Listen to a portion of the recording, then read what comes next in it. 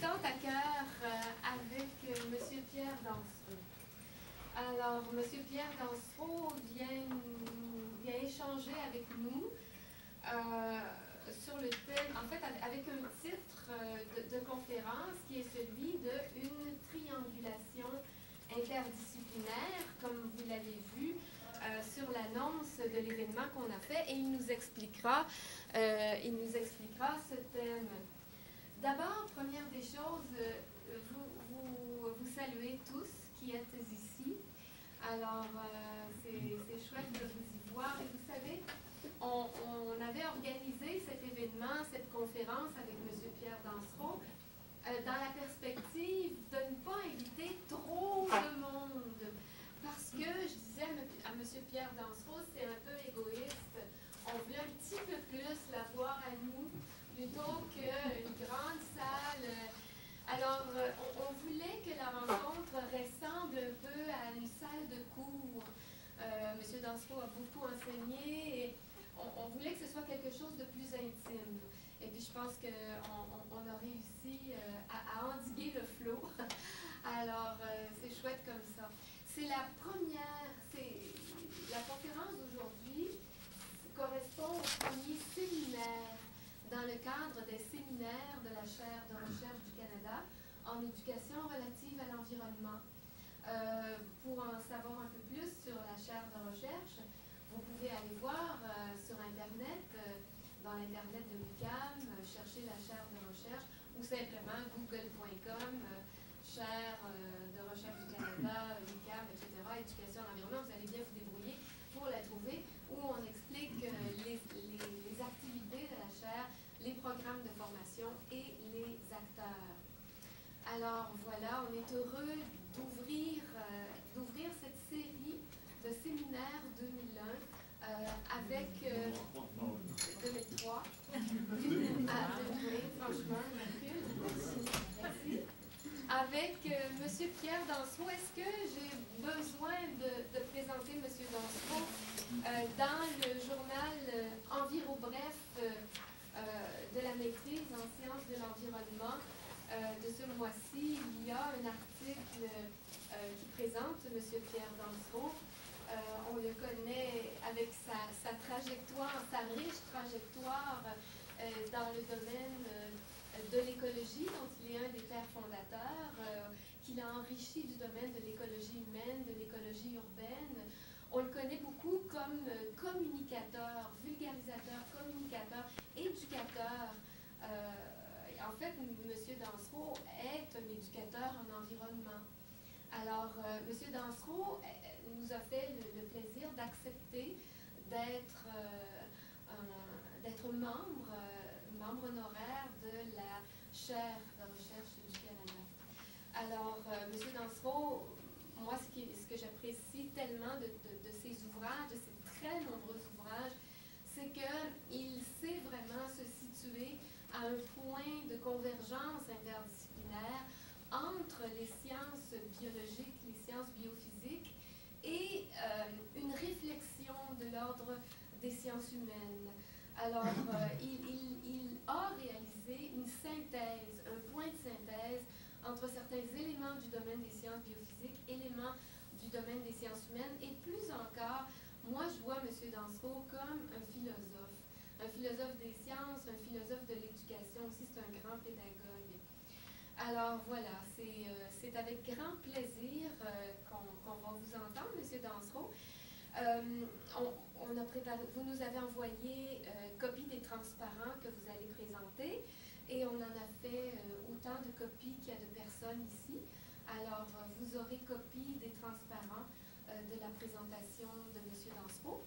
Alors, on pensait à un exposé d'environ, je ne sais pas, ça peut être 40 minutes, 1 heure, 1 heure et quart, on verra comment l'inspiration nous porte. Et après, une période d'échange où tout devrait se terminer autour de 6h, 6h10 à peu près. Alors, juste pour un peu mieux savoir qui vous êtes, M. Dansereau, dans un de ses livres, « Si je n'apprends rien de vous, il y a des chances que vous n'apprenez rien de moi ». Alors, juste pour savoir un peu qui vous êtes, pouvez-vous lever la main, les étudiants de la maîtrise en sciences de l'environnement?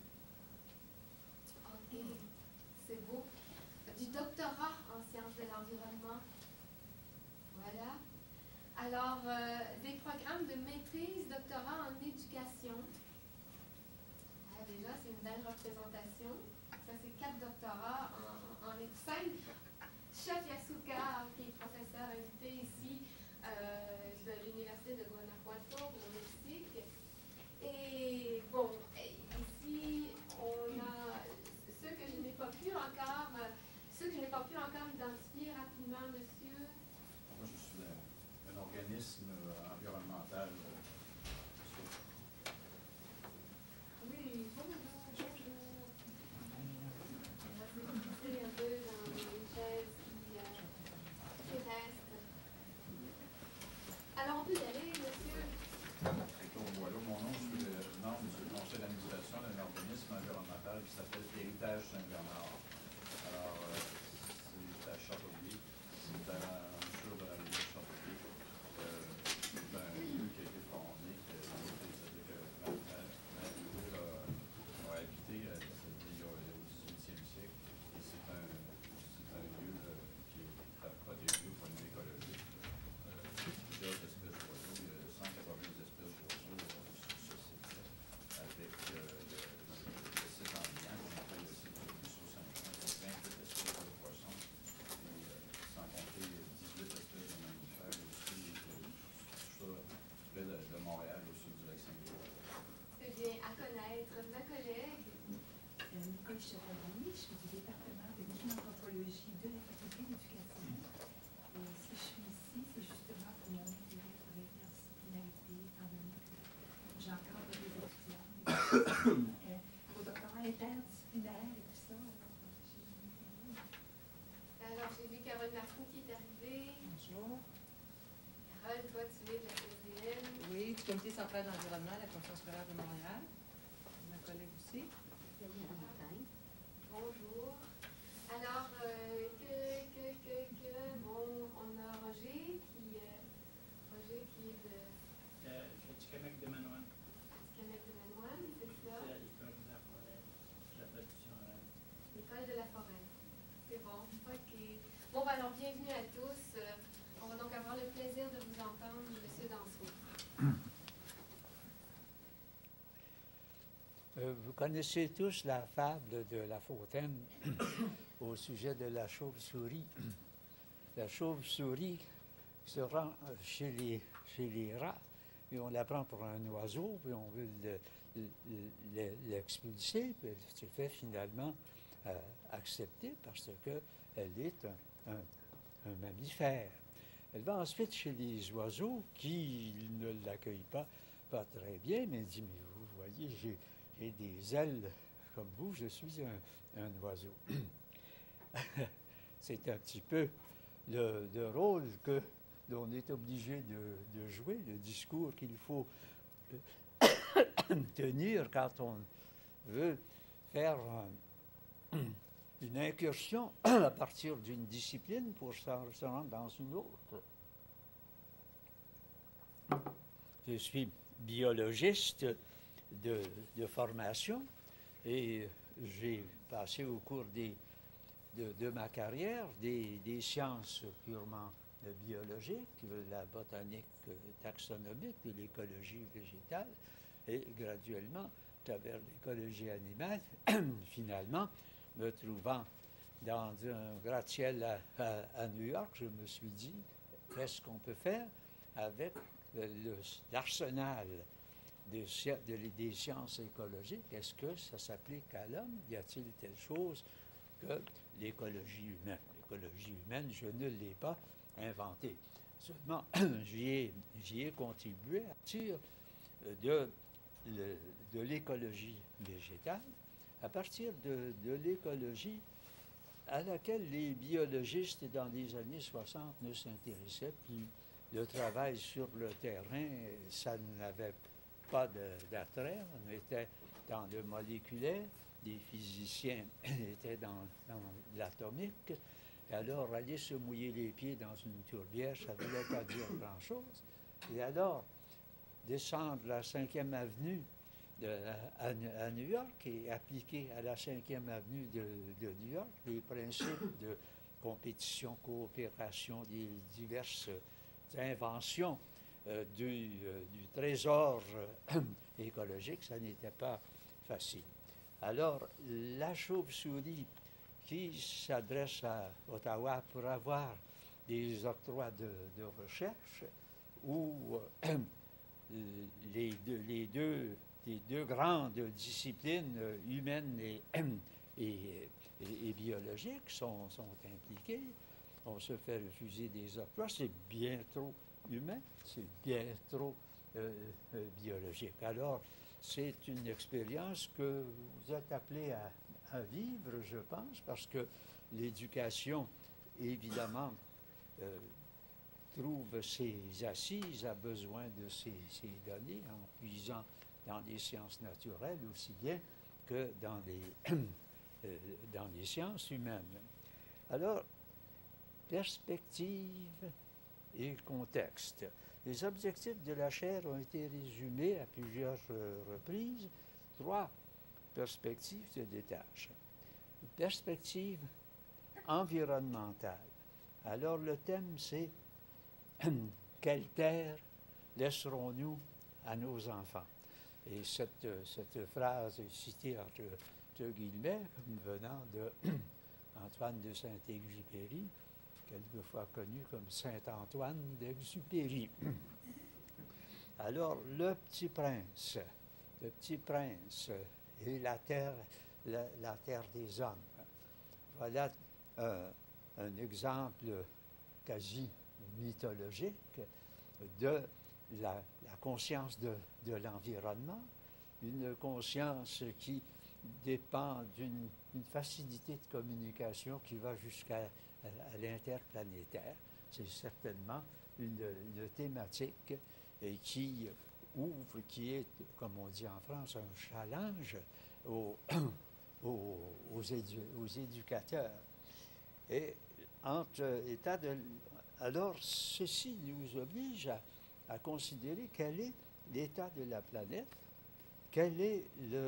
comment se fait le partage des ressources et quelles sont les institutions en place et qui ont la responsabilité de gérer les ressources et de les gérer comment avec une base scientifique, mais éventuellement avec un esprit de compassion pour la distribution de ces ressources. C'est un aspect de la thématique la plus fondamentale. Alors, une perspective éducative. Le thème « Quels enfants laisserons-nous sur cette terre »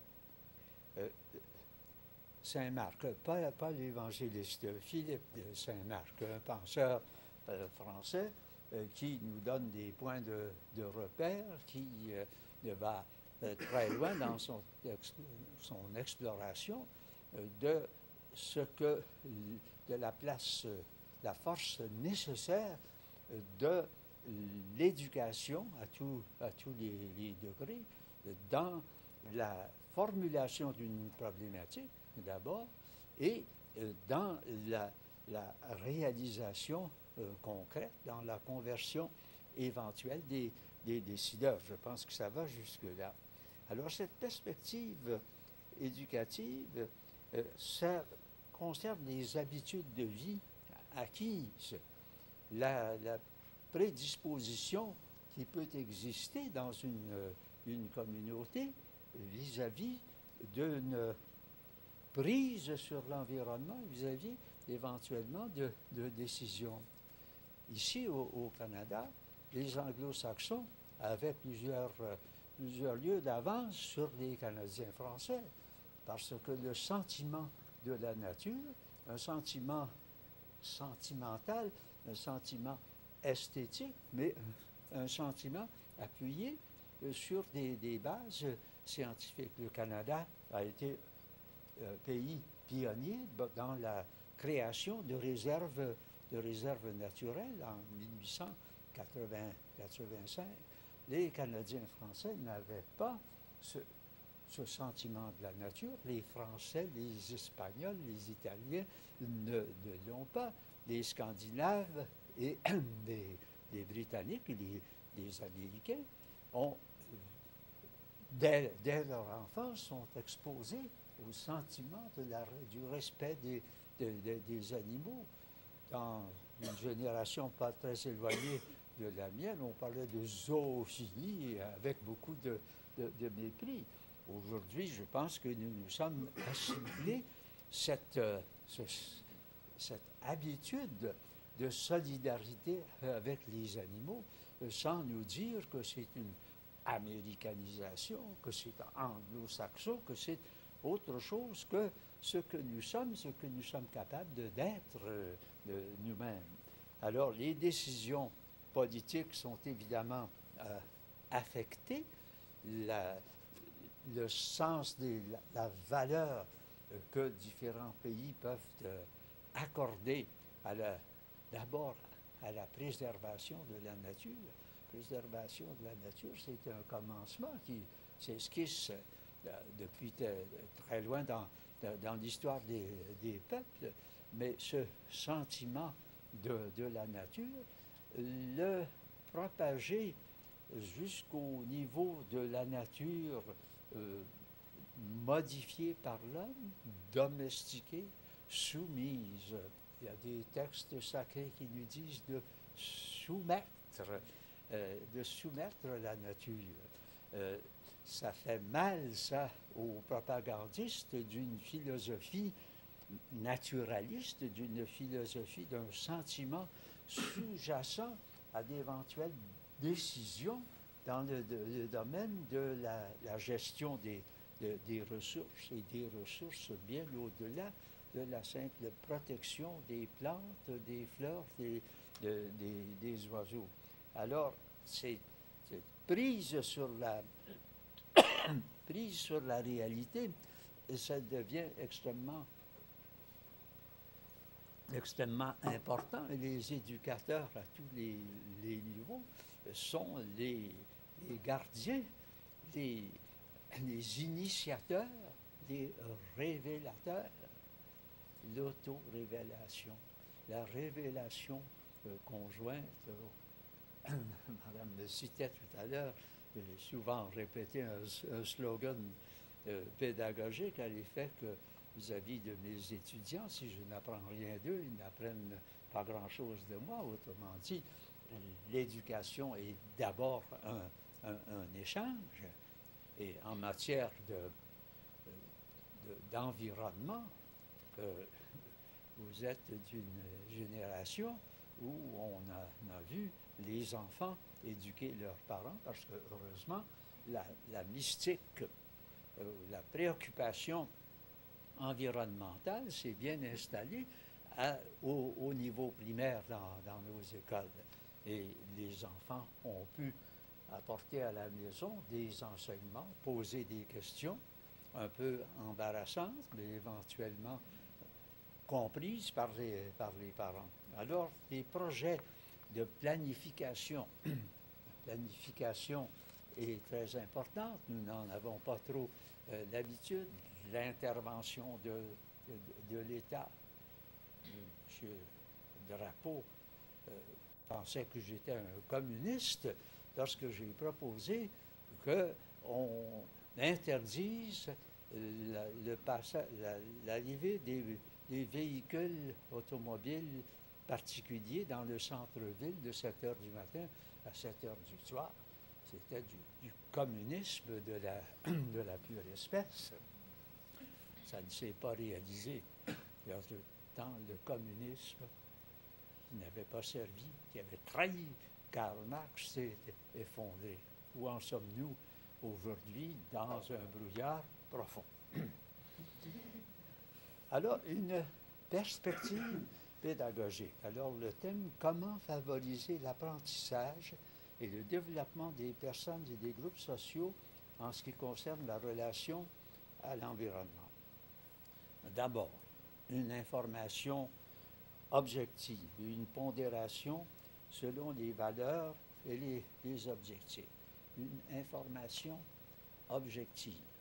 On se plaint beaucoup dans les journaux encore aujourd'hui de la qualité la mauvaise qualité de l'information. On n'emploie pas ce vocabulaire, on ne dit pas que la désinformation est une forme de pollution. Je pense qu'il faut l'identifier comme tel. M. Reagan et aujourd'hui M. Bush, les chefs de l'État le plus puissant au monde, mentent, déforment la réalité. Reagan imitait son prédécesseur Franklin Roosevelt qui faisait une causerie de la fin de journée. Reagan faisait ça, il était beau, il était populaire, il avait été un bon acteur, pas un grand acteur, absolument pas, mais un bon acteur de deuxième ordre. C'était de la désinformation. Alors, qui est-ce qui nous désinforme aujourd'hui dans la problématique de la forêt québécoise, où le gouvernement se démet de son pouvoir de contrôle et le remet entre les mains de ceux qui font de l'exploitation. Alors, il y a là une désinformation lamentable.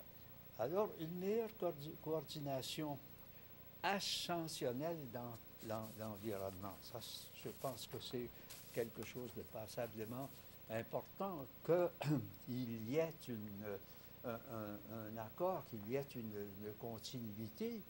Je félicitais tout à l'heure l'enseignement primaire en disant que vraiment, c'est là que s'était fait un départ, qu'une nouvelle génération avait émergé grâce à ce qui se faisait. Mais dans quelle mesure est-ce que ça est l'objet d'une véritable continuité dans l'enseignement primaire, de l'enseignement secondaire, dans l'enseignement universitaire?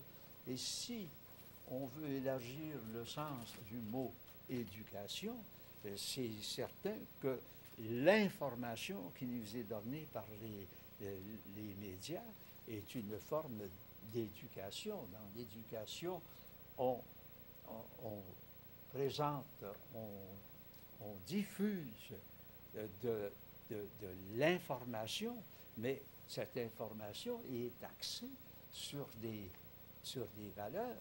Moi, je suis d'une génération où toutes les informations étaient axées sur les doctrines de l'Église catholique. Aujourd'hui, l'esprit rétrograde qui règne au Vatican continue d'exercer une influence qui est à laquelle on résiste de plus en plus. Mais alors, quelles sont les valeurs? Comment l'éducateur lui-même peut-il axer son enseignement et son enseignement d'abord, un niveau d'enseignement et le niveau d'éducation qui dépasse évidemment l'enseignement en procédant conformément à des valeurs. Quelles sont les valeurs les plus importantes, les plus fortes dans l'éducation? Au niveau de la recherche, par exemple, je pense qu'on peut contester sérieusement une mentalité qui ne favorise que les recherches de pointe, la nouveauté, l'immédiateté, sans rapport avec la continuité historique. C'est pas vrai qu'une découverte en annule une autre, mais ça n'est pas vrai, ça ne l'a jamais été.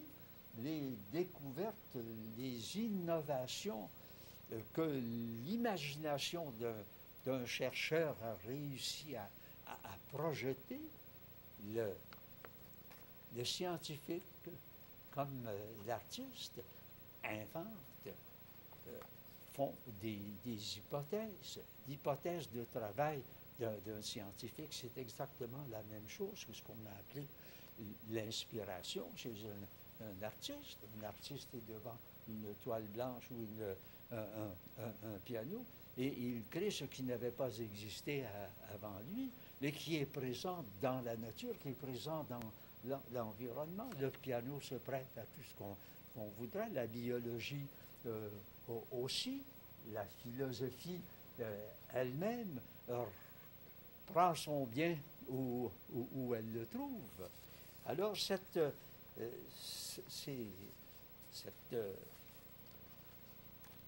processus que vit l'éducateur en présence de ses étudiants, c'est une expérience tout à fait, c'est une forme de création, c'est une invention. L'année prochaine, l'auditoire qui est ici, l'année prochaine, dans 5 ans ou dans 10 ans, aura un ordre de préoccupation vis-à-vis, par exemple, des solutions politiques ou de l'avenir économique ou encore du comportement social. Songeons à l'attitude qu'on a pu avoir du temps de ma jeunesse au sujet du divorce, au sujet de l'homosexualité. Heureusement, on n'en est plus à ce point-là, on n'en est plus à remettre la formulation des objectifs vitaux à des institutions, à des formules toutes faites. L'individu ou le groupe social se cherche davantage des formulations, des problématiques et des raisons, des justifications de comportement. Je pense que tout ça est implicite dans l'éducation, même déjà au niveau le plus élémentaire. J'avais eu beaucoup de plaisir à la télévision à répondre aux questions d'un auditoire de 7 ans.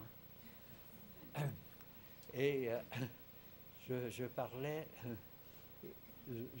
de la pollution. Alors, la pollution du milieu, la pollution des édifices. Qu'est-ce que c'était la pollution? Est-ce que ça empêchait les gens de respirer? Alors, ils ont pris ça, la respiration, mais ils savaient ce que c'était. Mais étendre la notion de pollution au salissage de l'environnement, l'étendre comme je le faisais il y a quelques moments à la désinformation, les tout petits n'étaient pas rendus là. Alors, la façon dont ils rejetaient une proposition solide au point de vue scientifique obligeait l'informateur à trouver un vocabulaire simple, à dire ça dans des mots déjà accessibles chez les enfants.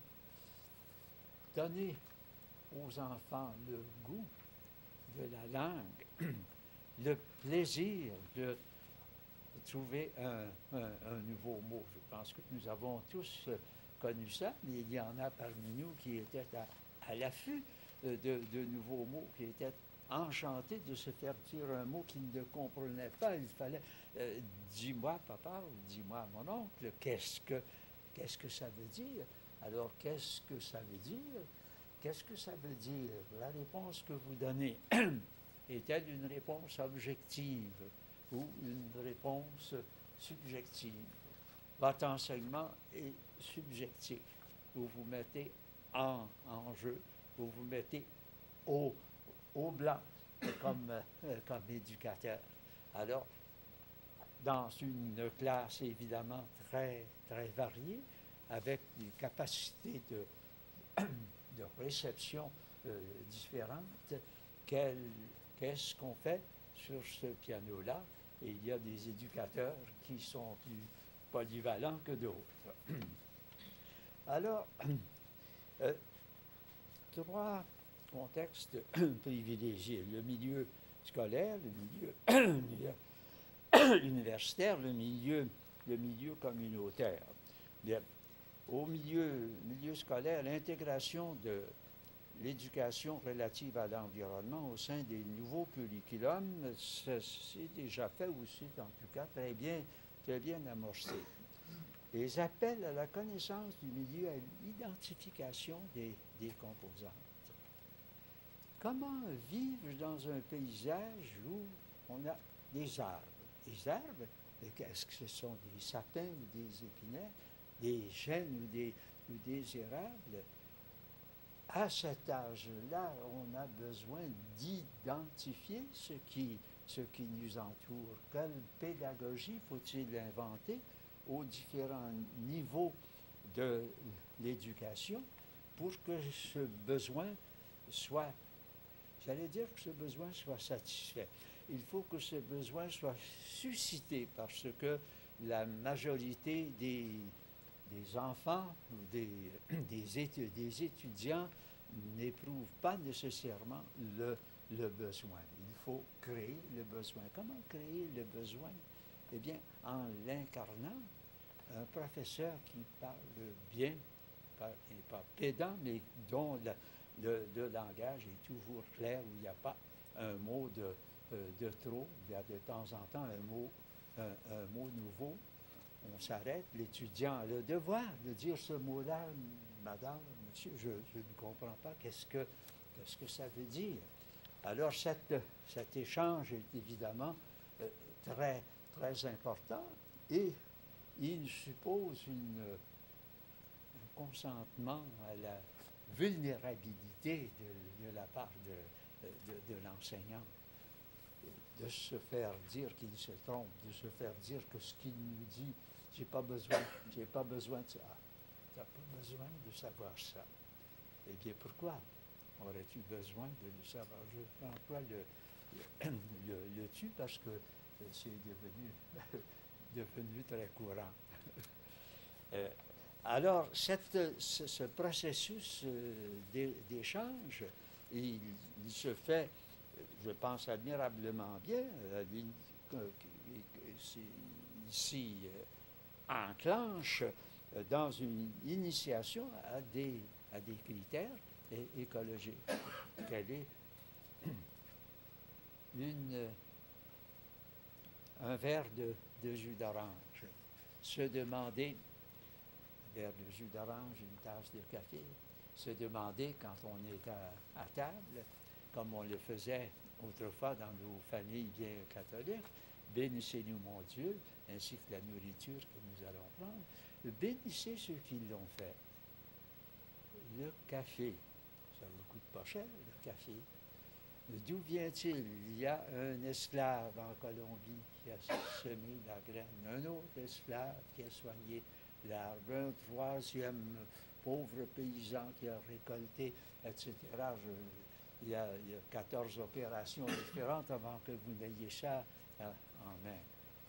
J'ai été extrêmement heureux l'année dernière de constater que les vendeurs de Montréal vendent du café équitable. Équitable, c'est-à-dire qu'ils nous annoncent qu'il y aura une part meilleure pour les plus pauvres parmi les producteurs du café, de l'orange, du jus d'orange, de tout ce qui aboutit sur notre table. Alors, c'est facile, il me semble, de répondre aux questions, papa ou maman, d'où ça vient les oranges, d'où ça vient les poires, comment est-ce qu'on fait le pain, et si possible, aller sur le terrain, aller, j'espère, un projet qui sera peut-être réalisé dans l'ouest de l'île de Montréal, à Senneville, une très grande propriété, sera probablement organisé comme centre l'écologie agricole, où les enfants de la rue Wolfe, qui n'ont jamais vu une vache de près, euh, vont être des témoins de la traite des vaches, vont voir qu'il y a 3 sortes de blé d'Inde, le blé d'Inde sucré, le blé d'Inde d'ensilage, le blé d'Inde à grains. Ils s'initieront, mais sensoriellement, à ce qui fait la vie quotidienne du maïs. Ils en mangent tous les jours, des pommes de terre tous les jours. D'où ça vient? Ça vient des hautes vallées des Andes dans le Pérou. Les petites patates du Pérou sont grosses comme ça. Ce sont elles que M.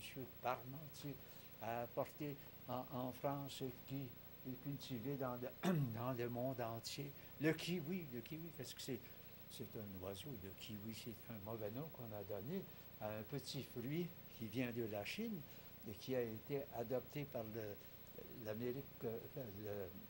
l'Afrique du Sud et finalement cultivé à grande échelle en Nouvelle-Zélande. La Nouvelle-Zélande, c'est le pays des kiwis. Le kiwi, c'est un oiseau qui, contrairement à ceux dont je parlais tout à l'heure, y compris le chauve-souris, ne vole pas. Un oiseau aptère. On a donné ce nom à ce petit fruit.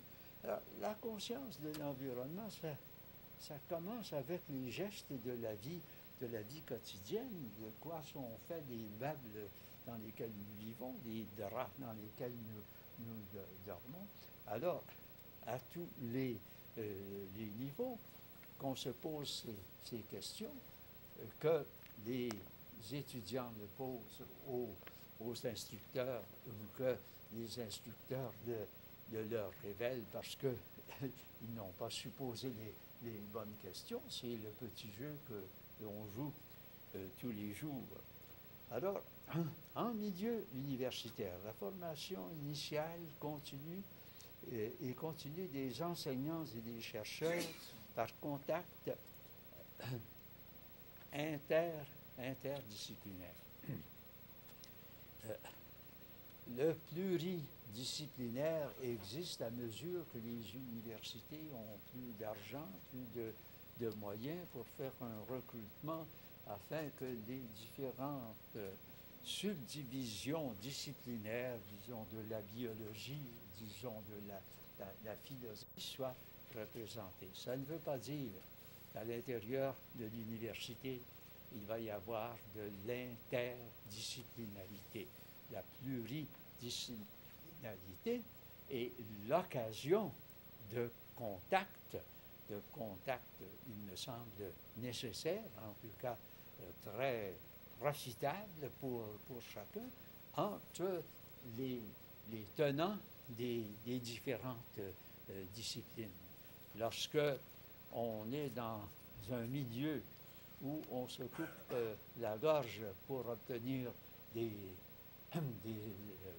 octrois, où les professeurs sont évalués selon leur capacité d'obtenir beaucoup d'argent pour leur recherche et s'adresser exclusivement, comme je le suggérais tout à l'heure, à des découvertes de pointe et non pas à des problématiques plus ouvertes.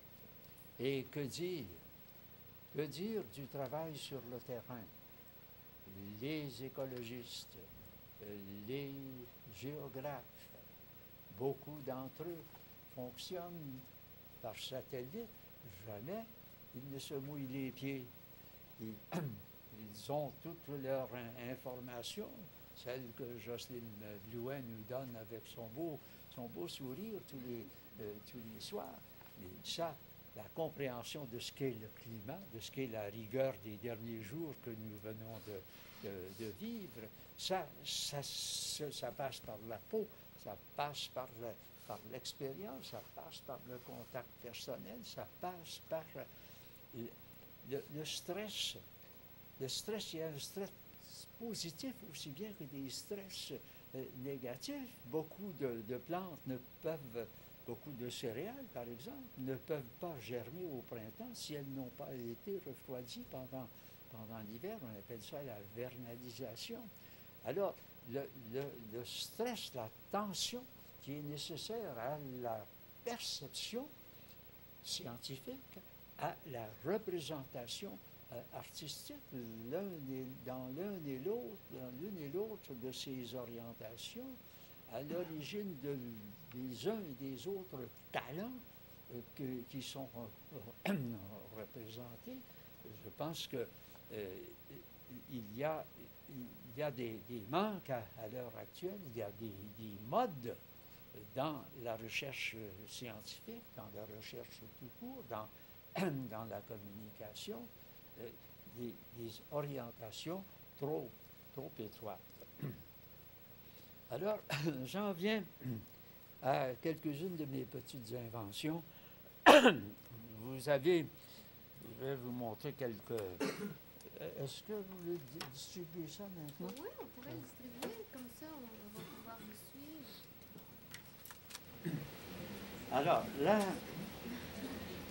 la connaissance, ce qui est évidemment à la base, c'est la connaissance de la dynamique de l'environnement. Oui? Bon. Alors, la connaissance dynamique de l'environnement. J'ai parlé jusqu'ici de la nécessité d'identifier ce qui nous entoure. J'avais eu un certain succès avec plusieurs générations d'étudiants commençant en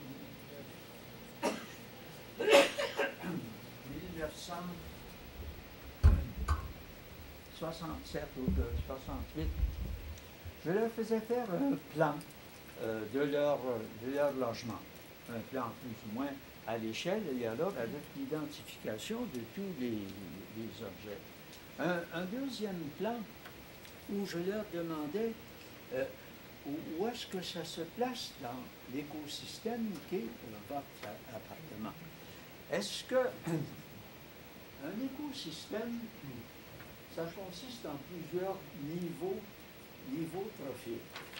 Alors, le niveau minérotrophique, les minéraux, nourrissent les végétaux, qui nourrissent les animaux herbivores, qui nourrissent les animaux carnivores. Mais il y a encore deux niveaux trophiques importants, le niveau de l'investissement et le niveau du contrôle. Alors, qu'est-ce que ça peut être l'investissement? Vous pensez à l'argent à la banque, avec raison, c'est un investissement. Et vous bâtissez une maison, c'est un investissement. Un écureuil, un oiseau construisent leur nid, ce sont des investissements. Un investissement, c'est la structuration matérielle et même mentale de ressources qui peuvent être utilisées dans un avenir plus ou moins éloigné.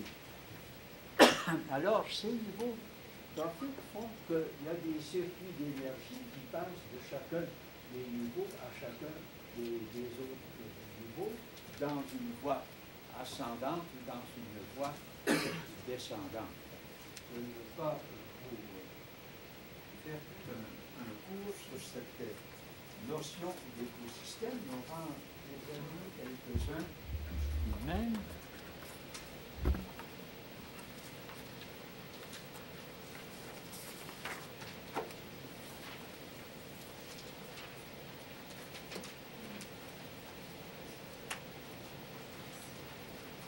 Voilà.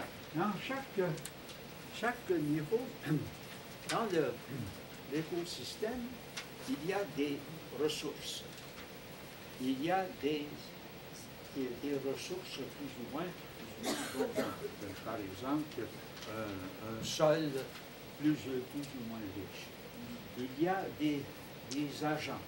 Ces agents peuvent être des animaux, des hommes, des institutions, puisqu'on peut s'adresser éventuellement à l'investissement et au contrôle.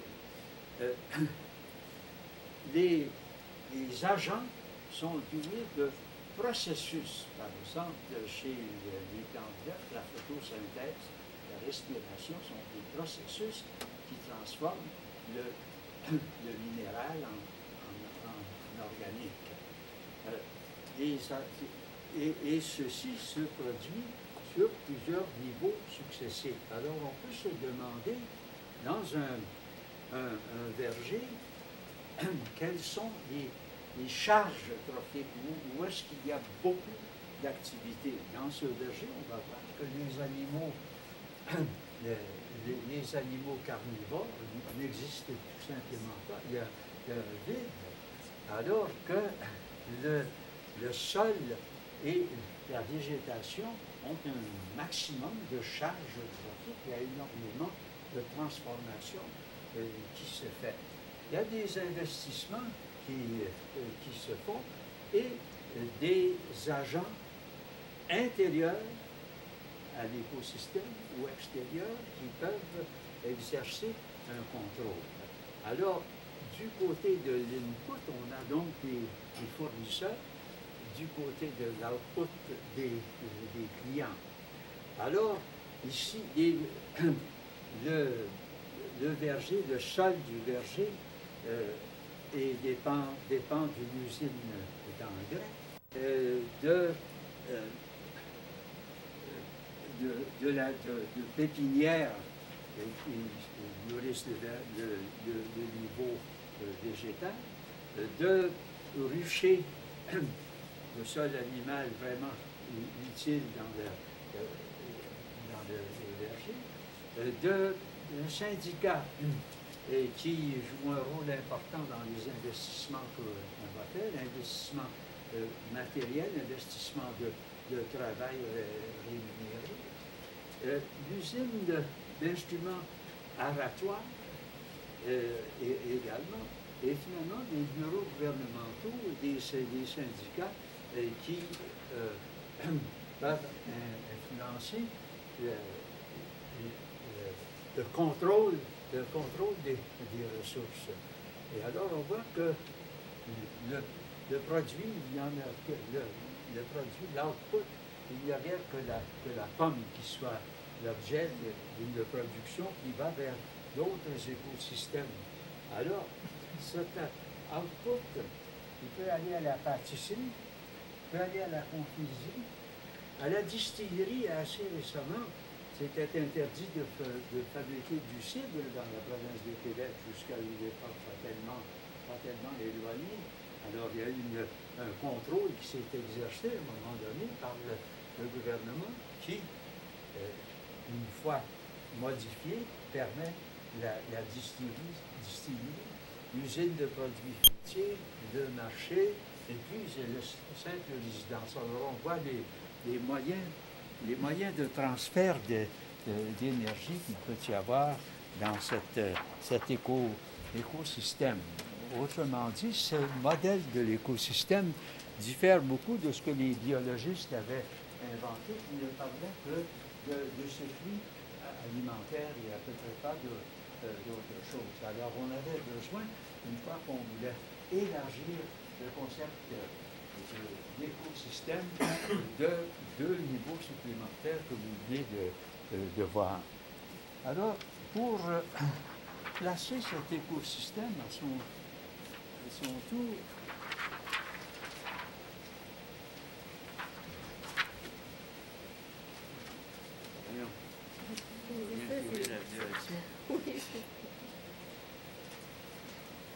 cette éco-pyramide où l'écosystème occupe un point important. Alors si on veut élaborer une problématique proprement écologique, il faut partir de l'origine des ressources dans les sphères génératrices, c'est-à-dire l'atmosphère, la biosphère, la lithosphère, l'hydrosphère, etc. C'est là que viennent les ressources qui sont combinées dans le climat d'une façon évidemment sur une gamme considérable, depuis les climats les plus chauds, les plus secs, les plus froids, les plus humides, etc. Alors, ces circuits d'approvisionnement permettent un ajustement des plantes, l'évolution des plantes, des animaux et des hommes, l'évolution humaine, selon Teilhard de Chardin, n'est pas terminée, n'est pas finie, l'évolution même physique de l'homme. Alors, quelle est la direction? Y a-t-il dans l'évolution des poussées par en bas et des attractions par en haut?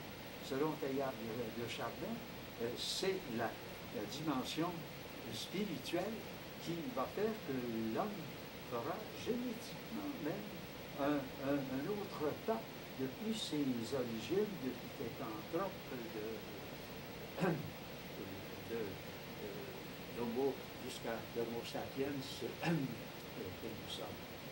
Adam et Ève, vous voyez ça, il n'y a pas de dans les terres, parce que l'évolution s'est faite dans des populations successives. À quel moment y a-t-il eu l'insufflation de l'âme? C'est problématique. Ce qui est certain, c'est que la capacité dans l'évolution des plantes et des animaux, la capacité d'utiliser davantage, d'utiliser mieux, d'utiliser d'une façon plus économique et plus diversifiée, c'est ça qui s'est produit continuellement. Alors, les insectes sont au bout d'une évolution importante et les hommes à l'autre bout. Mais ça continue encore. Alors, cet ajustement présente une variabilité absolument extraordinaire. Vous avez vu des films sur l'Antarctique, le comportement des manchots, le comportement extrêmement compliqué de beaucoup d'insectes. Nous vivons dans un monde d'une variabilité, d'une variété et d'une variabilité énorme. Alors, l'intégration biosociale, l'évolution s'est faite et continue de se faire, même chez l'humain, dans des communautés. Il y a une mutualité, il y a une alternation de la compétition à laquelle Darwin accordait une importance primordiale et ses disciples une importance un peu trop exclusive, alors que la coopération est tout aussi importante. Alors, je ne vous fais pas un discours là-dessus, mais les communautés biologiques, minérales, végétales, animales, mentales, ces communautés présentent, se répartissent dans des écosystèmes comme ce que nous avons vu tout à l'heure, que ce soit le verger ou que ce soit Fifth Avenue de New York. Donc, l'écosystème, la productivité de la nature, ça passe donc des origines des ressources à l'accumulation des pressions, des réponses adaptatives qui sont élaborées, inventées, si l'on peut dire, par le progrès, la poussée de l'évolution, et qui aboutissent à des systèmes d'exploitation des ressources dans des structures dynamiques, des structures qui sont aptes au changement, qui atteignent des équilibres dans la plaine de Montréal, par exemple, avec le retrait de la mer Champlain. Il y a eu une invasion de la végétation. Ça a commencé par des plantes herbacées, des arbustes, des bouleaux qui venaient de la plaine côtière de l'Atlantide, les érables rouges qui venaient des Laurentides. Alors, il y a eu une éventuelle stabilisation des rablières représente un climax si on n'y touche pas au cours du cycle climatique actuel. Il va se maintenir à peu près indéfiniment. Alors, donc, les forces de production sont l'objet de modifications lors des investissements qui ont été faits. Il y a eu une escalade de l'impact humain depuis la vie primitive jusqu'à la vie industrielle.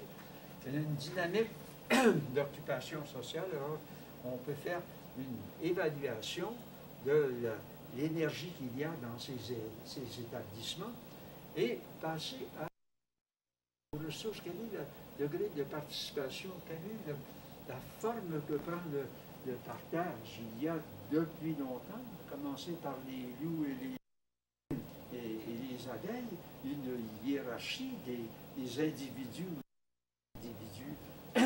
dominants et d'autres ouvreurs ou serviteurs ou même esclaves. Ça se voit chez les insectes aussi bien que chez les hommes, aussi bien aux États-Unis qu'en Irak. Alors, ce partage, cette appropriation nous permet d'accéder au niveau du contrôle et de voir quelle est l'allocation et quelles sont les formes de gestion et de faire une projection prospective pour voir ce qui peut se passer dans l'escalade de l'impact humain. Alors, on voit dans un même paysage de 8 stages de la cueillette, la chasse et la pêche, le pâturage, l'agriculture, l'industrialisation, l'urbanisation, le contrôle climatique et finalement le voyage extraterrestre.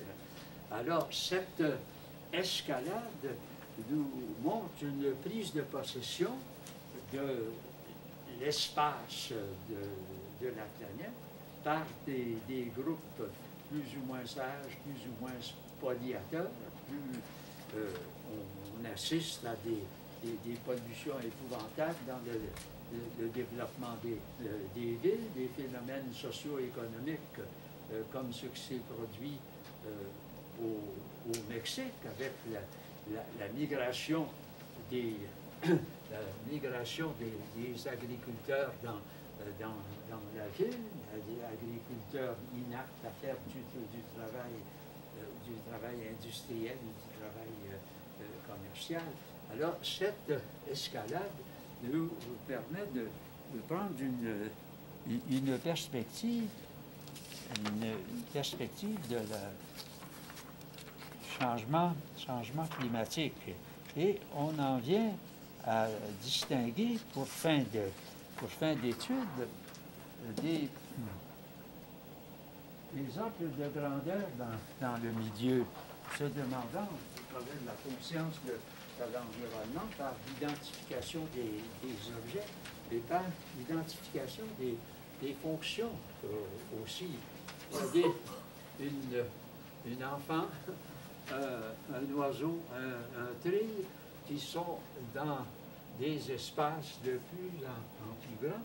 On a ici le contrôle du climat, on a ici plutôt le contrôle de la gestion politique, ici le contrôle domestique, l'habitation, et à l'intérieur de l'habitation, les différentes pièces ou différentes fonctions peuvent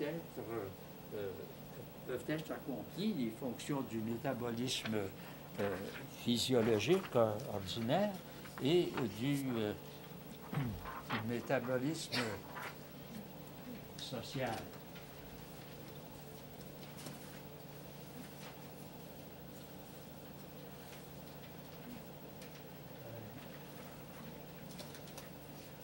Alors, vous voyez sur le mur une classification écologique des espaces qui est basée sur les critères que je viens d'esquisser très rapidement à différentes échelles. Vous avez 5 cartes ici. Vous voyez le bleu 2 domine, ça veut dire que c'est la nature sauvage qui est plus importante, un petit peu d'agriculture, parce que ici, vous avez un paysage agricole où il y a une mosaïque très complexe, mais où l'agriculture domine. Même chose ici, avec des changements importants qui se sont faits dans l'espace de quelques années à Mirabel, grâce à l'installation de l'aéroport. Ici, un quartier de l'est de Montréal, avec, vous avez beaucoup de bleu, c'est-à-dire la nature. Cette nature, ce sont des plantes qu'on appelle des mauvaises herbes, elles ne sont pas si mauvaises, on a vu ardemment d'elles, qui s'emparent de l'espace alors que le contrôle de l'homme a été relâché. Mais c'est surtout du rouge, c'est-à-dire de l'habitation et de l'industrie forte et industrie mineure en jaune. Alors, vous avez ça ici en noir et blanc. Alors,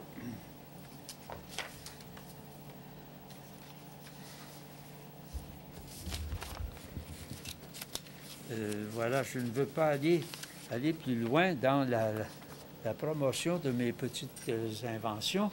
Ceux parmi vous qui sont intéressés, il y a 4 volumes ici qui sont à votre disposition et vous pourrez les parcourir si ça vous intéresse.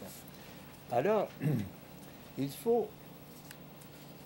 ce que cette méthodologie nous permet de faire, c'est que la pyramide des nombres et des niveaux trophiques proposés par les biologistes, ressources, agents, processus et produits, c'est ça qui structure l'écosystème, que ce soit un champ, que ce soit une forêt vierge ou que ce soit un champ cultivé ou que ce soit un espace urbain.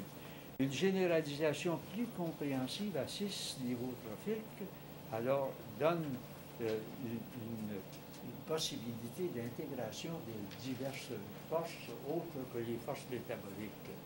Alors de l'écologie naturelle, l'écologie dans la nature, telle que les forces combinées de l'évolution des espèces et de la stabilisation plus ou moins grande d'un certain rythme climatique, alors c'est ça qui est l'arrière-plan toujours présent. Les forces qui ont abouti à l'équilibre des érablières existent toujours, continuent d'agir, même là où on a détruit les érablières pour y substituer des fermes ou des établissements industriels. Alors, pour situer ces processus de production, investissement et de contrôle, cette éco-pyramide que je vous proposais tout à l'heure est un encadrement, je crois, utile. Alors, il s'agit d'intégrer la matrice du paysage dans un concept, l'escalade, c'est-à-dire la dépense progressivement croissante d'énergie de la part de l'homme dans la modulation des différents investissements. C'est ça que nous avons comme arrière-plan. Alors, les effets à court terme, les investissements selon l'ordre de grandeur, qu'est-ce qui est accessible à la jeune fille dans sa chambre ou treillis dans sa forêt, et quels sont les leviers de contrôle à mesure qu'on s'éloigne du processus métabolique, la possibilité de respiration, de nutrition, etc., et de pensée, de projection. Alors, la présence et la participation,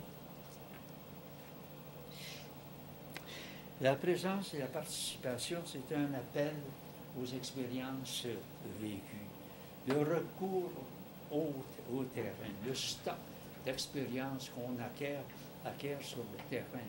quand un professeur se présente devant les étudiants, il est porteur de toutes les expériences de sa vie jusqu'alors. Il y a des choses qu'il a vécues, il y a des expériences pénibles, d'autres heureuses. Quelle est dans cette accumulation d'expériences, quelles sont tour à tour les régions de l'expérience, d'amour, de littérature, de spectacles variés, de responsabilités politiques, faire appel courageusement, je dirais, à ce que vraiment vécu, le transmettre, sans servir par analogie avec par exemple, ce qu'on peut dire dans les... Oh oui, on va éteindre ça par là. On peut dire dans les journaux la permission que nous ne donnerons pas à la plus grande puissance du monde de s'attaquer à un petit pays riche en pétrole. Quelle est la réflexion que l'on peut offrir parallèlement à l'éducation, parallèlement à l'enseignement, quel que soit le sujet de l'enseignement? Ces valeurs sont présentes chez l'éducateur. Alors, le recours au terrain, le stock d'expérience, les échanges, consentement à la transgression, consentement à des emprunts, à des domaines autres que l'éducation. J'ai été secrétaire de la Michigan Academy of Science il y a plusieurs années. J'étais professeur à l'Université de Michigan. Et au Parlement provincial, au Parlement de l'État, on voulait abolir la deuxième année de langue étrangère. Et on voulait augmenter énormément les années de pédagogie. Moi, ça m'a toujours un peu scandalisé que les professeurs d'université sont exempts de tout contact pédagogique, explicitement pédagogique. On ne suit pas de cours de pédagogie quand on est à l'université. De là à la formulation du gouvernement du Michigan était que le professeur qui est au pris par sa discipline, l'histoire, par exemple, les mathématiques, ne sera pas attentif à l'enfant à qui il enseigne. C'est une hérésie de premier ordre, à mon avis. Je l'avais bien signalé dans un débat qui a été très fort au Michigan ces années-là, c'est 1954, autour de là. Alors, la pédagogie comme telle, la pédagogie comme recette à appliquer littéralement, si ça ne passe pas par l'expérience vécue par l'enseignant, ben c'est sec, pour te dire, c'est plate. Alors, ouverture sur le monde, reconnaissance des ordres de grandeur, la gravité des impacts. Ça faire une opinion, apprendre aux étudiants dans la matière qui est enseignée jusqu'où il faut remonter. Quels sont les différents témoignages? L'étude de la littérature se prête nécessairement très bien à une proposition comme celle-là. Dans d'autres domaines, il y a des solutions. Ça, on est sûr de ça. Ça, on n'est pas sûr de ça. Pourquoi? La dérive des continents. La dérive des continents, l'idée a été proposée par des biologistes parce que des deux côtés de l'Atlantique Nord et de l'Atlantique Sud, il y avait des espèces de plantes et d'animaux très, très voisins, presque identiques. Mais moi, j'enseignais ça à mes élèves. Mais il a fallu attendre 1950 pour qu'on trouve l'évidence géologique, les plaques, la dislocation des plaques. Alors là, on avait la confirmation, mais beaucoup de professeurs n'osaient pas enseigner la dérive des continents parce qu'on n'avait pas de preuves géologiques. Alors, se tenir comme professeur sur la frontière du connu et de l'inconnu, valoriser ce que l'individu peut découvrir, donner des exemples de découvertes qui ont été faites, on dit quelquefois par hasard, mais non, pas par hasard, par instinct, par attraction vis-à-vis du mystère qui nous entoure. Et chacun de nous peut avancer un petit peu dans la frontière de l'inconnu, faire partager ça aux étudiants. Il me semble que c'est une ambition bien légitime. Alors, l'historique de l'impact écologique part de la science écologique qui n'est pas très vieille, qui date du milieu du 19e siècle. Et l'écologie a été fondée exclusivement jusque dans les années 50 sur le comportement des plantes et des animaux vivant à l'état sauvage, vivant à l'abri de l'homme. Des années 1950, le programme biologique international était encore ancré sur les plantes et animaux vivant à l'état sauvage. L'homme, on n'en parlait pas. Les traités de biogéographie ne parlaient pas de l'homme. Le mien, oui, 1957. J'ai été le premier à donner le cinquième de l'espace à l'homme. Alors, l'émergence sur le plan éthique nous a valu l'éco-développement. Ce sont des architectes, pas des biologistes, qui ont initié la période de l'éco-développement, des principes écologiques formulés par les architectes, Doxiadis en particulier, en Grèce et quelques Américains.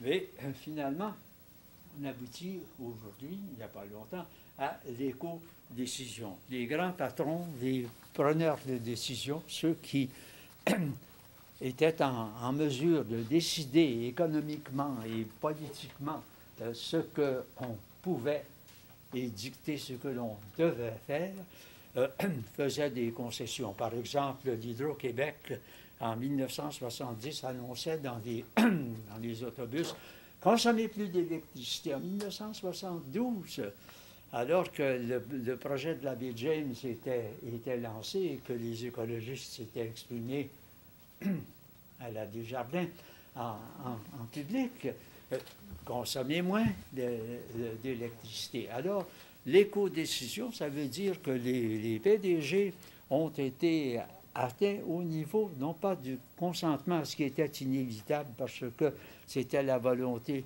publique et que les politiciens disaient oui à tout ce qui venait dans les sondages. Eh bien, l'éco-décision, nous sommes entrés dans cette phase-là. Nous avons publié ici à Montréal pendant plusieurs années une revue malheureusement défunte qui s'intitulait Éco-décision.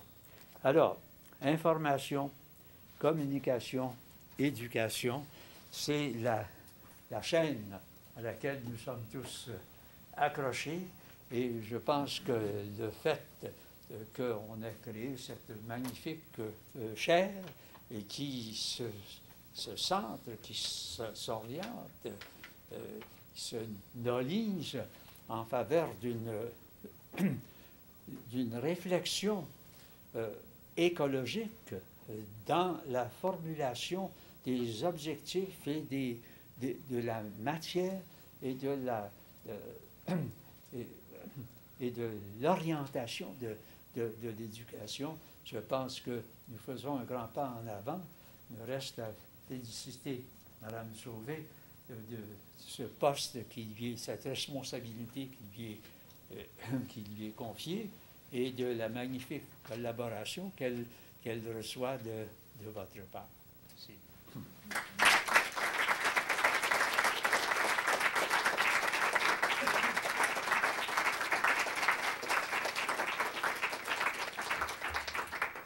Alors, M. Dansereau, heureusement, il nous reste du temps pour échanger avec vous échanger avec vous des questions, des réflexions, des préoccupations.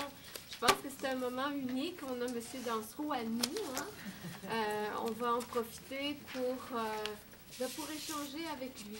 Alors, je vais animer un petit peu ça dans le sens que je vais identifier peut-être ceux qui souhaitent intervenir à tour de rôle et pour échanger avec M. Dansereau. Pendant que vous pensez à vos questions, vos réflexions, peut-être signaler à M. Dansereau, j'ai apprécié la structure de votre exposé, en particulier parce que M. Dansereau, quand vous irez voir le site web de la chaire de recherche, M. Dansereau a structuré son exposé avec la structure des premières pages et l'organisation du travail qu'on fait ici. Alors, heureusement, on a pu enregistrer tout ça et voir comment vous avez interprété cette mission qui nous est donnée. D'ailleurs, c'est chouette parce que cette cassette qu'on va précieusement conserver à la chaire, vous pourrez venir la réécouter ou suggérer à vos amis de venir l'entendre aussi. Alors, questions, observations, préoccupations à M. Dansereau. Philippe. J'ai deux questions en fait. La première, c'est un nouveau mot que vous avez employé. Bon, vous avez parlé d'un contrôle par des groupes plus ou moins spoliateurs. Je ne sais pas ce que ça veut dire spoliateur. Spoliateur, gaspilleur, des groupes qui menacent le renouvellement d'une ressource.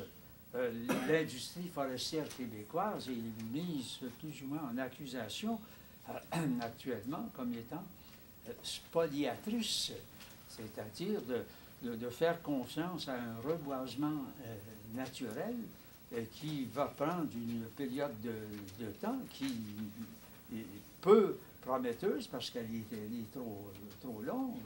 Et dans certains cas, certaines exploitations forestières sont à peu près irréversibles.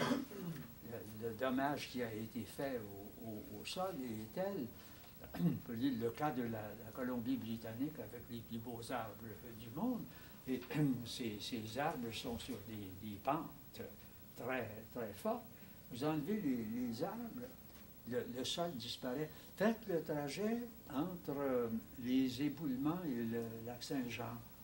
Et puis là, il y a eu le feu, et puis il y a eu la maladie de l'épinette, la tordeuse de l'épinette. Alors là, vous voyez le granit nu. Le granit nu, il avait ça d'humus. C'était suffisant pour nourrir l'arbre. Alors, on coupe l'arbre, la pluie enlève la neige s'accumule. Au printemps, le granit est mis à nu. Pour partir du granit nu, et surtout dans une pente, c'est quelques centaines, peut-être quelques milliers d'années, à toute fin pratique. C'est un effet irréversible, c'est une spoliation. Est-ce que je peux poser ma deuxième question? Ma deuxième question, c'est par rapport, vous avez abordé souvent le thème des valeurs à transmettre en tant qu'éducateur. Et puis, présentement, dans les classes, dans les écoles, c'est de plus en plus multiculturel, de plus en plus de religions mises ensemble dans les mêmes classes. Par rapport à la responsabilité d'un professeur à transmettre des valeurs, selon vous, quelles seraient les valeurs, par exemple, en fait, on peut parler presque de valeurs universelles nécessaires à transmettre là, à ce moment-là?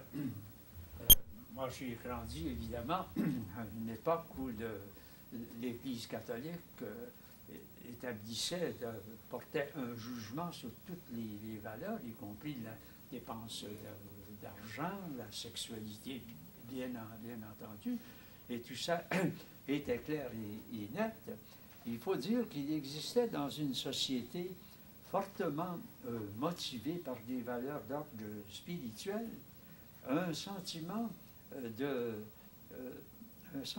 sécurité extraordinaire qui est presque complètement perdu à l'heure actuelle, parce qu'il faut remplacer ces valeurs par d'autres. Alors, est-ce que la valeur dominante de faire de l'argent aussi jeune que possible pour avoir son condominium à 42 ans au Brésil, est-ce que, en Floride plutôt, est-ce que c'est une valeur de quel niveau on peut hiérarchiser les valeurs et se dire qu'une valeur d'ordre spirituel est peut-être supérieure et peut-être essentiellement plus efficace dans la détermination de la conduite de l'individu. Songez à des valeurs comme valeurs sexuelles, comme l'homosexualité, c'était un crime, point. Alors, aujourd'hui, on a une notion différente. La biologie nous a appris que l'homosexualité n'était pas un vice, mais une prédisposition hormonale. Alors, ces changements dans les valeurs font qu'on peut prendre des décisions plus ou moins grandes. Quelles sont les valeurs de la population de Montréal vis-à-vis des itinérants? C'est pas très fort. C'est pas aussi fort que plusieurs d'entre nous le souhaiteraient. Qu'il y ait quelques millions d'individus aux États-Unis qui souffrent de la faim dans un pays comme celui-là. C'est inacceptable. Et puis là, on n'a pas à invoquer nécessairement la charité chrétienne ou les valeurs d'ordre religieux, encore moins institutionnel.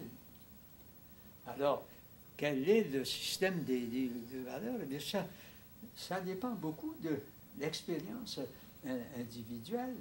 Sommes-nous exposés dans la ville de Montréal à voir la misère qui règne dans une couche de la société? Oui, nous pouvons le voir, nous pouvons parler avec ces gens-là.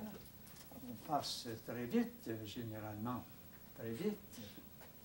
Alors, un système de valeurs ne se réfère pas nécessairement à des propositions doctrinaires. Justement, l'Église catholique est en grand péril de disparaître ou de s'affaiblir encore plus qu'elle ne l'est affaiblie en ce moment, en se cramponnant à des doctrines auxquelles personne ne peut plus se rattacher, qui ne signifie rien. Le péché originel, Adam et Ève, ce sont des fables qui ont une valeur de fables, mais ne peuvent pas nourrir la conduite, ne peuvent pas nourrir la compassion que nous devrions avoir pour ceux qui ont moins que ce que nous avons. Nous vivons, vous tous et moi-même qui sommes ici, nous mangeons, nous dormons, nous avons toutes les nécessités essentielles. Alors, le système de valeurs, quand on regarde le succès d'un contrôle de l'État qui soutient des valeurs en Scandinavie et dans le monde arabe qui est riche de pétrole, mais où une douzaine de familles contrôlent tous les bénéfices et passent leur temps à Paris et à New York plutôt que dans leur pays respectifs. Il y a de ces différences d'accès même aux ressources de la soif, la maladie, le sida en Afrique devrait nous inspirer à nous tous dans le monde entier une aide massive. C'est la proportion de la population qui est atteinte de cette maladie relativement nouvelle ou nouvellement découverte et transmise d'une façon sensationnel à l'échelle de la planète, et surtout dans des pays où il n'y a pas d'hygiène, où il n'y a pas de bonne nourriture, où il n'y a pas de bons abris. Je ne sais pas si je réponds à votre question. Oui, oui. Alors, une autre question, observation? Oui? Peut-être, disons que les problèmes environnementaux aujourd'hui, si on pense au changement climatique, les conséquences, ça va être énorme. Un des problèmes, je pense, de faire l'éducation, de rendre les gens conscients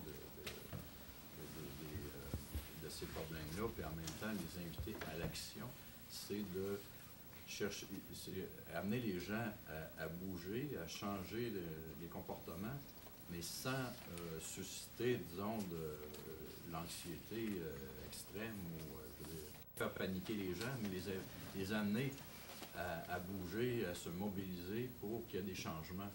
Et ça doit venir de la base parce qu'au sommet, vous l'avez évoqué tantôt, je veux dire, au niveau du pouvoir, c'est pas de là que va venir le changement. Opportun ou pas opportun politiquement de faire une législation, des recommandations, prendre des mesures. Je pense que ça commence au niveau de l'individu, justement, de l'éducation. Oui, mais c'est aussi, les plus concernés, c'est les enfants, dans le fond. Et il reste que... Je pense que les échéances sont quand même assez courtes.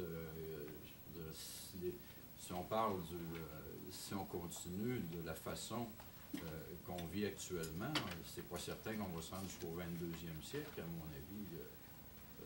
C'est pas des peurs, c'est la réalité. Je pense qu'il s'agit de rendre des individus conscients. Est-ce que vous avez une part ou est-ce que vous contribuez au changement climatique? Quelle sorte d'automobile avez-vous actuellement? Toutes les questions qu'on peut poser, on le fait, mais c'est mal coordonné pour le moment. Le ministère de l'Environnement pourrait jouer un rôle beaucoup plus inquiétant. Alors, je n'ai pas beaucoup l'habitude des politiciens d'inquiéter le public. Ne vous en occupez pas, l'oncle tel s'occupe de votre affaire. Alors, conduisez votre automobile où vous voudrez, n'importe quand, pas de covoiturage. Les réponses, on en a quelques-unes, on les a pas toutes. Le covoiturage en est une. Ça a toutes sortes d'avantages, y compris la coopération, la connaissance de ses voisins, surtout dans la zone suburbaine. Il y a des voisins qui ne se connaissent absolument pas, qui se saluent à peine au passage, et c'est tout. On a fait une belle étude dans mon village, à Outremont, il y a quelques années. Une étudiante en sociologie de l'Université de Montréal s'est adressée au Haut-Outremont. Il y a 3 Outremont, paraît-il.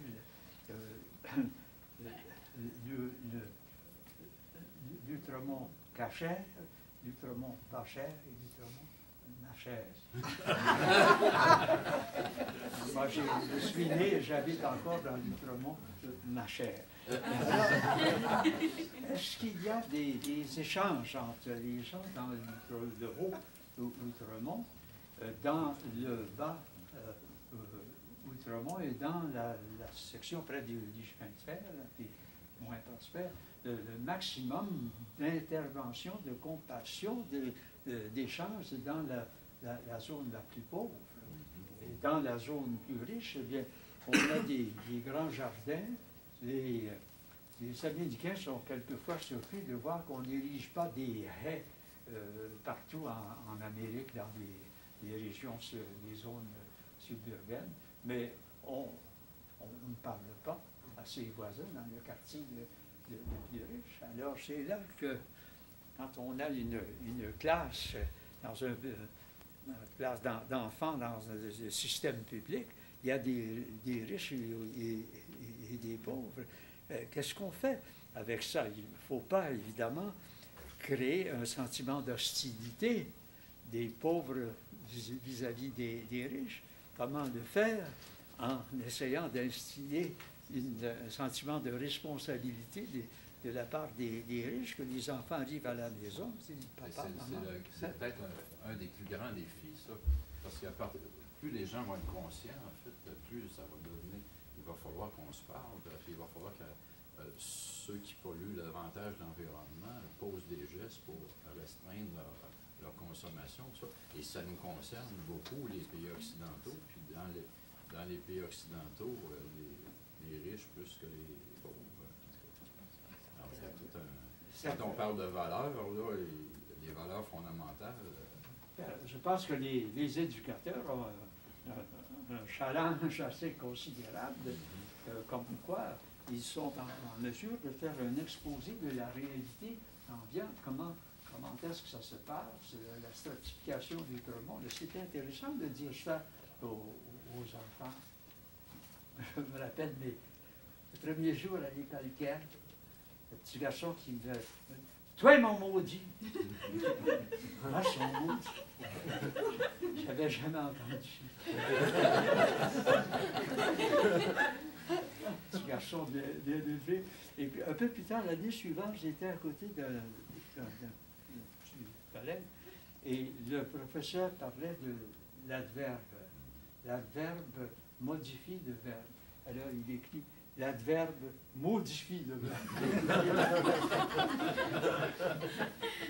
Alors, il y avait une différence de langage là, à l'école. Je pense que ça doit toujours exister.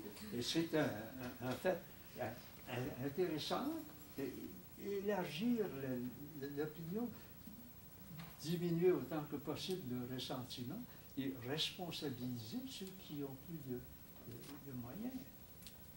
Je pense que surtout dans les écoles primaires, ça peut se faire. Bien sûr. Oui, Robert. Monsieur Dansereau, il y a quelque chose qui me surprend énormément depuis 3-4 ans. On évoque évidemment la solidarité qui doit grandir parmi la population. On fait appel aux éducateurs pour se donner de plus en plus, pour tenter de créer ou d'enlever ces barrières-là pour faire comprendre aux gens que lorsque l'environnement se détériore, il se détériore pour tout le monde de la même façon, qu'il soit riche, pauvre. Bon.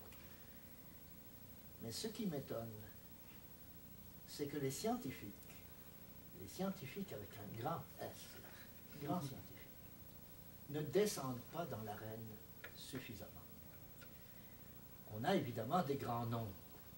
On connaît tous les gens qui n'hésitent pas à sonner l'alarme. Mais ils sont peu nombreux. Alors qu'au contraire, ils sont très nombreux à savoir ce qui se passe. Alors pourquoi il n'y a pas dans la collectivité des grands scientifiques davantage de gens pour informer le monde? La réponse qu'on peut donner à cette question-là, c'est qu'il est inadmissible dans une société qu'il n'y ait pas quelques représentants des différents groupes, par exemple les médecins. S'il n'y avait jamais de médecins qui parlaient de l'environnement, c'est de ça qu'on parle pour le moment, ça serait scandaleux. D'autre part, dire que tous les médecins doivent se manifester en public, la réponse c'est non. D'abord, il y en a qui ne sauraient le faire, qui n'ont aucune éloquence. L'intervention Desjardins est une belle illustration de ça. Desjardins n'a jamais rien dit que je n'ai déjà dit, moi, mais il a dit tellement mieux que moi. Il a atteint un auditoire beaucoup plus considérable. Alors, la rencontre des artistes et des scientifiques est extrêmement importante. Il y a un artiste qui fait un travail formidable, c'est de Rouen, René de Rouen, qui réunit autour de lui des artistes, des scientifiques, des géographes, dont Henri Dorion par exemple. Et on se rencontre, on constate l'identité des processus de découverte et d'expression, la découverte scientifique, l'inspiration artistiques, les diverses manifestations. Il y a un carrefour, là, maintenant, de là à avertir le public. Il a publié un très beau livre sur le compte-rendu de ces réunions-là. Alors, responsabiliser les gens des diverses professions, mais en même temps, excuser de toute participation publique ceux pour qui c'est difficile de donner une signature de temps en temps, ça a du prestige. Mais faire un discours, ça pourrait être ennuyeux au possible et mal servir la cause. Alors, où se fait la sélection, je ne sais pas trop. Vous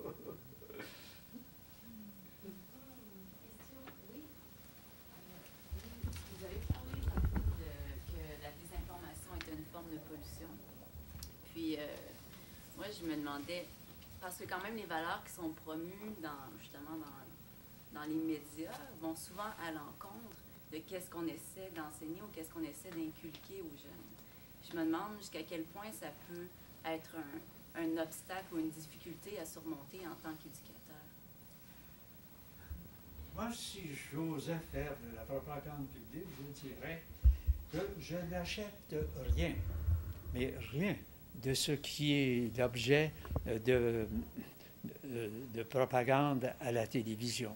Je suis horrifié par l'espace. J'ai fait partie de CRSC et on avait limité à 6 minutes dans l'heure pour les annonces commerciales. On est rendu à un bon quart d'heure. Alors, une industrie qui peut-être est à blâmer et à qui on devrait demander de mettre de la substance. De temps en temps, il y en a de la substance. On a des faits qu'on ne connaissait pas. On a des interprétations qui sont nouvelles et qui sont dans le sens d'une invitation à tout le monde à s'abstenir de fumer, enfin, tous les conseils qu'on pourrait demander conformément à l'idée qu'on se fait du maintien d'un environnement sain et durable. Je ne sais pas si ça répond à votre question.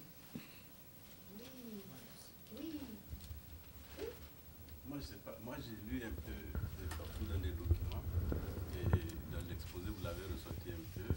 C'est-à-dire, plus les gens sont attachés aux valeurs spirituelles, et plus ça aide aussi au développement. Donc, ce que je me demande, est-ce qu'une fois qu'on est développé, on n'a plus besoin de ces valeurs-là pour maintenir son niveau de développement? Ou bien, c'est quoi votre vision par rapport à ça? C'est un peu philosophique, mais bon, c'est quelque chose de... C'est presque équivalent à poser la question de la qualité du rapport entre les riches et les pauvres. Des pauvres pleins de ressentiment, c'est pénible. Les riches pleins d'arrogance, c'est pénible. Où sont des interprètes, pas nécessairement des gens de la classe moyenne, et souvent des pauvres comme Lula au Brésil, qui atteignent la capacité politique d'intervenir. C'est un phénomène important. Ça s'est produit ailleurs. Le plus grand homme du siècle dernier, c'est Nelson Mandela. Nelson Mandela a été prisonnier pendant plus de 25-26 ans. Il a été humilié, neutralisé. Et on lui a dit, si on se débarrasse de l'apartheid, il va y avoir un bain de sang. Ben, il n'y a pas eu de bain de sang. Et ça, c'est un homme et puis son entourage immédiat qui ont fait ça. Ils n'ont pas pardonné, ils ont dit, on collabore, vous nous donnez enfin la place qui nous revient, bien, on ne s'en servira pas contre vous. Ça ne règle pas tous les problèmes. Le bain de sang, on ne l'a pas eu, puis apparemment, on ne l'aura pas. Alors, les bons interprètes aux Nations Unies, il y en a eu quand même plusieurs. Les secrétaires successifs des Nations Unies ont joué un rôle très, très positif pour alerter les riches à leurs responsabilités vis-à-vis des pauvres. Les pays colonisateurs ont fait quelques progrès du côté de l'éducation. Il y a eu des quantités assez considérables d'Africains, par exemple, qui ont étudié en France, en Angleterre, en Allemagne et ailleurs. Les Belges, bon, on ne fera pas de procès de la colonisation, mais au cours de cette colonisation, il y avait, plus on montait dans l'échelle de l'administration dans les pays colonisés en Afrique, plus on avait affaire à des gens qui avaient de l'ouverture, qui étaient sensibles. Et plus on descendait des colons agriculteurs, par exemple, une hostilité terrible vis-à-vis de la population résidente. Alors, on n'est pas au bout de notre peine. La décolonisation aura servi à quelque chose, mais je parlais du sida tout à l'heure. C'est un énorme problème, un des plus dramatiques auxquels nous fassions face actuellement. Et celui-là, il est tellement gros, tellement tragique qu'il va bien falloir qu'on fasse quelque chose. Est-ce qu'il y a dans les différents pays, d'abord, on envoie des médicaments dans des pays pauvres et ils sont non pas distribués, mais vendus. Alors la corruption dans l'administration d'un bon nombre de pays pauvres est, hélas, un empêchement majeur à un rétablissement de l'équilibre, à un meilleur accès des opprimés, des pauvres, à des biens médicaux, entre autres. Oui, moi, j'aimerais avoir votre opinion sur l'aide internationale, parce qu'on sait que, on peut se douter au travers de ce qu'on entend dire souvent que des organismes comme l'ACDI ou comme l'UNESCO vont par leur propagande qui disent qu'ils aident les pays pauvres, vont seulement servir à d'autres fins, c'est-à-dire promouvoir le développement du pays qui donne des fonds. Comment pourrait-on faire, nous, pour changer les politiques de nos propres organismes, de nos pays, pour pas qu'il y ait systématiquement une utilisation des biens et services qui sont produits ici, qui servent seulement à apaiser les ferveurs populaires? La réponse est au plus haut palier de nos administrations politiques. Parce qu'encore à l'heure actuelle, il y a plus d'argent qui vient du sud vers le nord que du nord vers le sud. Alors ça, c'est criminel. Les pays pauvres de l'Afrique, par exemple, n'osent pas passer une législation à l'effet que tout investissement étranger doit être, les profits sur les investissements doivent être réinvestis dans le pays même. C'est absolument, décidément là qu'il faut en venir, parce que c'est affreux de voir que l'ACDI reçoit plus d'argent qu'elle n'en met. Alors, on augmente le pouvoir d'achat dans un pays sous-développé, et puis les profits reviennent aux pays riches qu'est le Canada. Ça, on devrait protester. D'abord, il devrait y avoir des analyses publiques.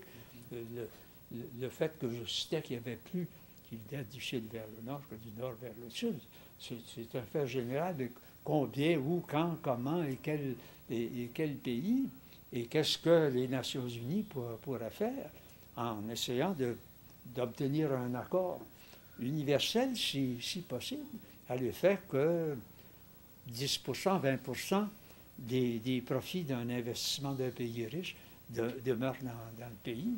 Ça serait un commencement. Oui? J'ai une question par rapport à en fait, j'aimerais avoir votre avis sur un problème très concret. Il s'agit de la protection des espèces menacées. Quel discours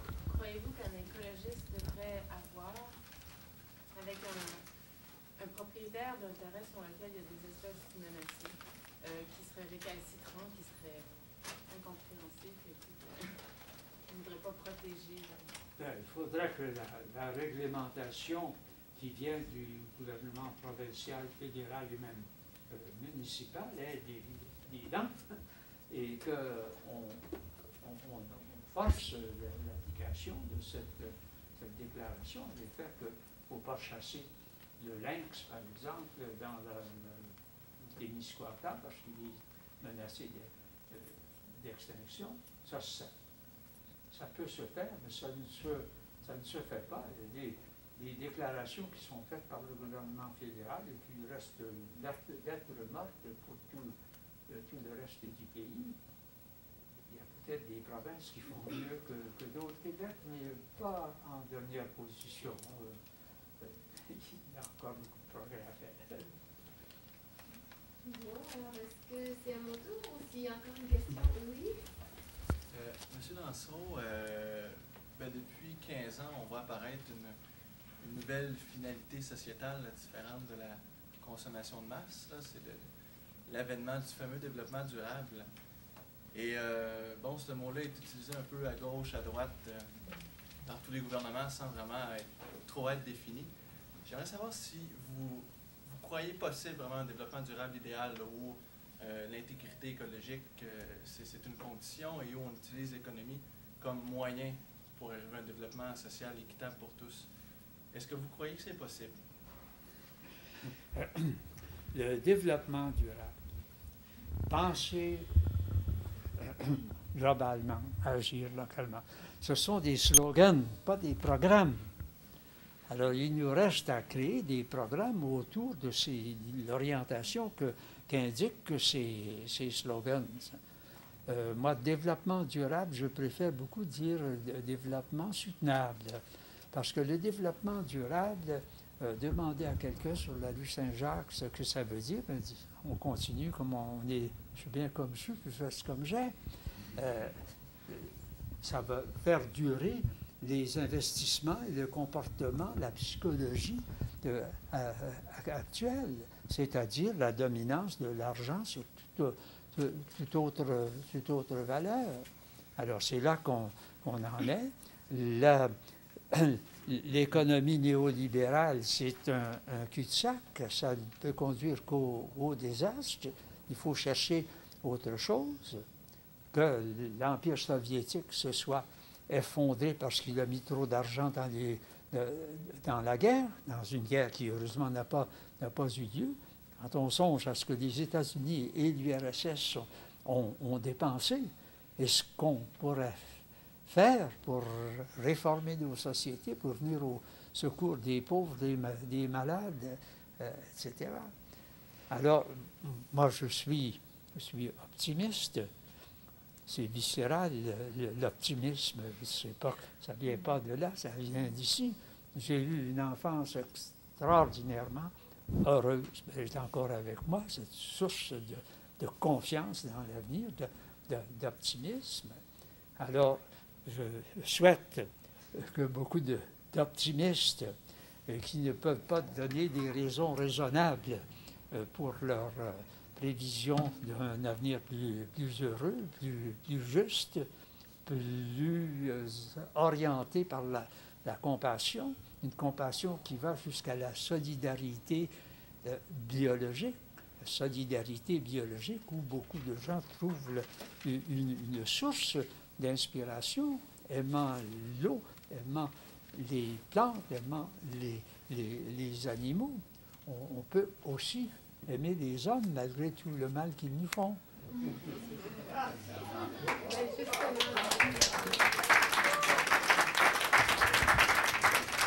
Justement, M. Dansereau, comme on va devoir bientôt se quitter, dans les 2 dernières années qui viennent de se passer, ça a été des moments pour vous de grande diffusion de vos travaux, de votre pensée à travers des films, des émissions, bon. Et en particulier, il y a un des films qu'on a fait sur vous que votre cousin Fernand Dansereau a réalisé et qui a pour titre « Quelques raisons d'espérer ». Vous nous disiez que vous êtes fondamentalement optimiste. je ne sais pas si, pour terminer, vous pourriez nous donner peut-être 1, 2, 3 raisons d'espérer, peut-être, qui sortent peut-être de ce film que vous avez fait? Première raison, nous avons de bons éducateurs.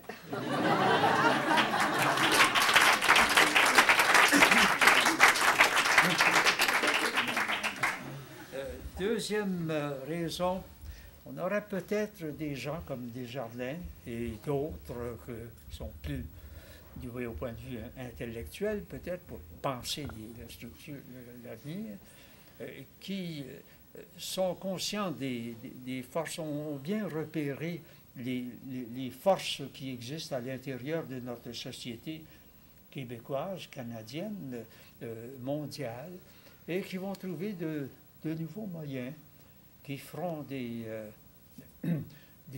films, qui écriront des livres, qui feront des discours, des enquêtes. Je pense que des enquêtes, c'est très important de réunir les faits, de représenter la situation telle qu'elle existe, et d'une façon visuelle pour que ça nous touche. Je me rappelle la guerre du Vietnam. Je vivais aux États-Unis dans ce temps-là. Je protestais contre la guerre avec mes collègues de l'Université Columbia. On voyait ça tous les jours à l'écran. Alors, on était motivé par tous les aspects négatifs, mais il faut être motivé aussi par les aspects positifs. Faire des explorations de la société scandinave, par exemple, qui est une société particulièrement juste, où la pauvreté, je ne sais pas si elle existe, mais très peu. Et l'Afrique du Sud, suivre au pas l'ascension de cette population noire et qui comporte une toute petite élite susceptible de remplir des fonctions de décision. Ils ne sont pas nombreux.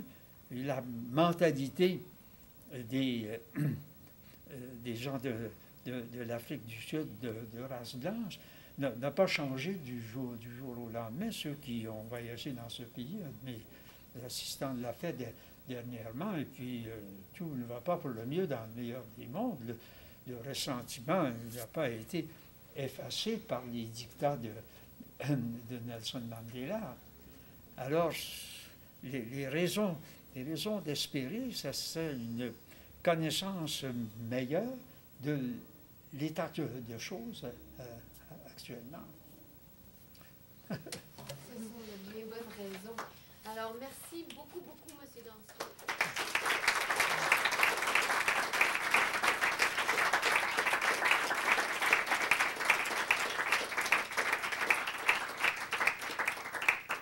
C'est un super beau cadeau que vous nous avez fait de venir.